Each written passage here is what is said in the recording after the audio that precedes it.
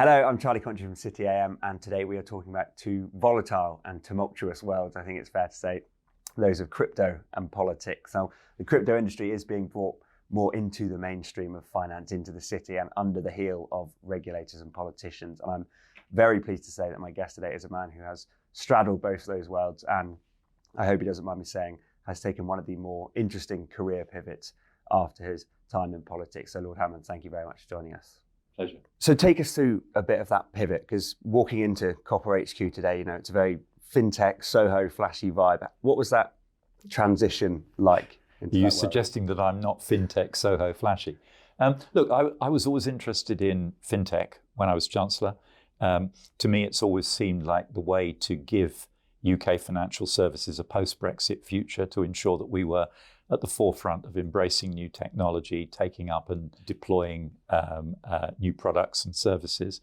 And obviously blockchain is one of the new technologies, along with AI, that are going to disrupt the sector and probably many other sectors as well. So after I left the government and got an opportunity to work with Copper first as an advisor, and then as we restructured the governance of the business, to become chairman of the board, that was something that I was very interested to do. Are there learnings now that coming back into the private sector, you think sometimes, why weren't we doing this? Why aren't we working in a certain way when you're at Copper?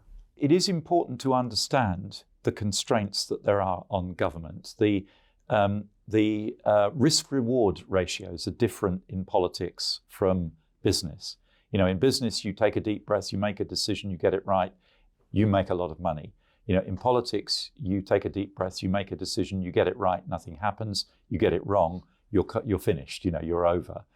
So it is inevitably the case that people are a bit more risk averse in government, and rightly so to some extent. And I think having an understanding of what the challenges are from the policymaker and the regulator's point of view, as well as seeing the opportunities from the commercial point of view, is quite important. But I think it's been an interesting shift since you joined Copper, I think it's fair to say, and just in terms of the tone of discussion, the environment that blockchain crypto firms are operating in. You joined in something like the heyday at the end of 2021. What's your take on that change? Do you think that there is a future for cryptocurrency and blockchain firms in the UK? What's your kind of sense of the mood there? Well, there are three things I want to say. First of all, the macro environment has changed in the sense that we're now in a high interest rate world. And I think every financial product has to be looked at afresh to see how it works in a very different environment from that in which it was created, if you like. So there is a different sort of environment that we're operating in. Secondly, we've all been affected negatively by the paranoia around blockchain and crypto that has embraced US regulators and authorities. I do not believe that will continue. I think the US has far too much to lose from being outside the blockchain revolution.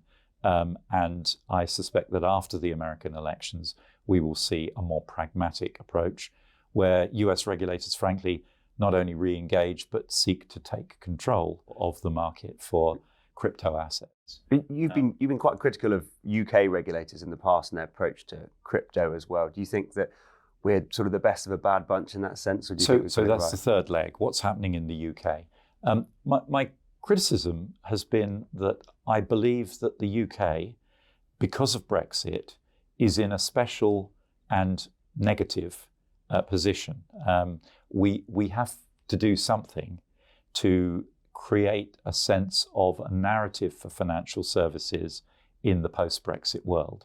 And I'm disappointed that we haven't done more to give financial services a clear message that there is a post-Brexit life, that financial services can and will remain a very important part of the UK economy. And to me, one of the ways we could have signalled that would have been taking a little bit of risk and displaying a little bit of agility in embracing blockchain-based technologies, and in particular, trading of crypto assets ahead of some of our competitors. I think it's probably fair to say that right now, and this may be a moment in time, so this may be a little unfair, but right now, you'd have to say the European Union is ahead of the UK in terms of its approach to regulating crypto asset trading. That is not a place that anyone that knows the history of UK financial services would accept. We've always been in the lead in Europe. We've always been the people driving the agenda, and we need to get back there again. I mean, when you think of having conversations with your clients and the sentiment there from the city, from European financial institutions, is the appetite still there? Have you seen that recede over the past year and a half? Has there been some squeamishness now towards the appetite for crypto? Yeah. Well, look, obviously, Copper only deals with institutions. We're not into retail at all. So everything I say is about the institutional market. Obviously, many of the big financial institutions that were dipping their toe in crypto are US based and have inevitably been affected by the negative messaging that's come out from regulators in the US.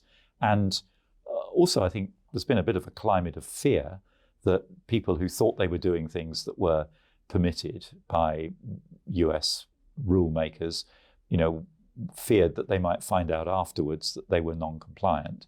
So that has slowed the market down. It's no doubt it's affected valuations, it's affected volumes. Behind all that, almost all of the big players believe that you can't put this genie back in the box. Blockchain exists, crypto has been invented, and it isn't going to be disinvented. It's a question of reconciling the growth path for both crypto and the digitization of traditional financial assets with the pace of US regulatory engagement. Yeah. And in a sense, the US has given other regulators, has let other regulators off the hook, because the slow pace in the US, or even the retro steps in the US, have allowed other regulators to say, well, we just need to wait and see what's happening over there. Yeah. Just to come back to copper specifically in the UK, critics would say that copper was, in a sense, fell at the first hurdle by not, clearing the money laundering requirements. Do you think that the FCA has been overhanded there? Why did copper fall at that hurdle? Well, very few companies at that early stage did pass the FCA process and move on to the permanent register. Some more have done so since. Copper remains in a constructive discussion with the FCA, and we certainly aspire to be registered and approved in a number of jurisdictions. We want to be able to offer our clients choice. And if we just, I suppose, look at the big political picture again, the tone of voice that's being adopted around this industry, the question I really want to ask is, was Matt Hancock's foray into crypto a helpful one for the industry? But do you find the level of debate there helpful? Is it, in the right direction? Most people will recognize there's a lot of people talk about crypto who don't actually know what it is or how it works. So I think some of the noise has not been helpful. But I think, to me, the picture is becoming clearer now. The US is in a period of denial about crypto. That, I'm sure, will end after the next election. And I expect that in 2 years' time, perhaps a bit more than 2 years' time, we will see the US re-engaged in this market. And I think the investment and activity that is going on in big US-based institutions, banks in particular, the billions of dollars that are being invested, rather support the view that the US is not going to sit this one out permanently. Yeah. I mean, beyond just crypto as well, the political machinations we've seen over the past year and a half in the UK, it's not really creating a sort of favourable environment for businesses at the moment, is it? Do you think as a business owner now that we have kind of shot ourselves in the foot slightly with what's gone on over the past year for tempting in businesses, allowing them to grow here? Obviously, business doesn't like uncertainty, and turmoil that we saw in the autumn of 2022 was deeply unhelpful. But the scarring is minimal, in fact. We hear a lot of nonsense talked about interest rates being affected by that series of events, but the truth is that interest rates have moved on across the world, across all different jurisdictions. And I don't think what happened then has had any lasting impact on the UK. I do, however, think it's true to say that since 2016, since the Brexit referendum and the unexpected for many people result of that. The UK's reputation for being a stable, slightly boring place has been undermined, and that's problematic. It's not fatal, but it's problematic, and we have to work harder to attract businesses and to reassure people that this is an environment where business can thrive and entrepreneurs can make money. On the stable point, that was a reputation that was attached in some way to your former party as well. It was how the Tory party liked to market themselves. Do you think that reputation has been permanently scuppered as well by events over the past year? Permanently scuppered is a very strong term, and very few things are permanent in politics, but it's certainly been dented. I think there's no doubt about that. We're at the end of party conference season. When you look at the party now, do you recognise it as the one that you were, a part of and such a prominent part of for so many years? Do you still align yourself with that? Would you vote Conservative at the next election? I am a Conservative. I will vote Conservative at the next election.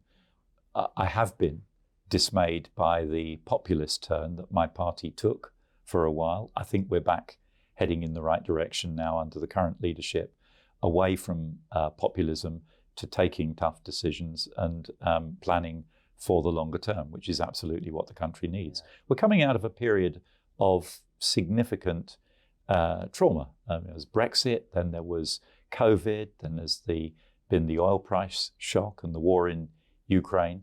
All of these things have destabilized the situation for everybody. And what we need now is to get back on track with a clear narrative of where Britain's future lies, how we're going to earn our living in the future. We want a prosperous country in which people have confidence about their own futures. And to do that, we need to be able to show how the country is going to earn its living. And I mean, on the tough decisions, one thing that you were quite wedded to was obviously HS2, your transport sector. I think when that got the green light, is that a tough decision you can back, or is that one you think is short-sighted, like many do? I would have liked to have seen the project completed in full, and I'm pretty confident that we will eventually see that project completed. So I was disappointed that the government has cancelled the Birmingham to Manchester leg, but the really important decision is to terminate the railway in Euston rather than at Old Oak Common. So long as the Euston-Old Oak Common link is built, then it will always be possible to add on the Manchester leg, add on a Leeds leg in the future. And I think once we've got the railway up and running, people will quickly see how valuable that will be for the economy. Yeah, and just to, I suppose, come on to the end point of that line, London as a hub, a financial hub at the moment, do you feel positive about London and its state within the world? Do you think businesses will want to come here and set up? Yeah, so I think London is still one of the best places in the world to do business, not just financial services business, but the ecosystem in London, the fact that we've got this pluriculture. It's not just about financial services or just about tech or just about creative. We've got all these sectors cheek by jowl in what is the biggest city in Europe. That isn't easily undermined by anybody else, whatever Mr. Macron may occasionally think. And in financial services, the ecosystem is very, very deep, very historic, embedded in the culture, and it is about people. And people, it's popular to think that people just up and move around, but actually people have roots. They have families, they have kids in school, they have relationships. And there's a lot of people who've made their home in London, have made their business base in London. They want to stay here. They desperately want to stay here.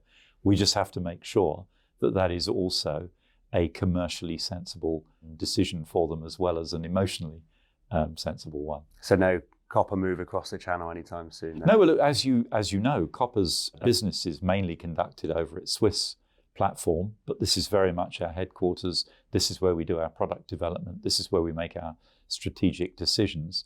And no, that will remain the case. Lord Hammond, thank you very much for joining us. I've been Charlie Country from City A.M. You can catch us online, in the paper and on the app.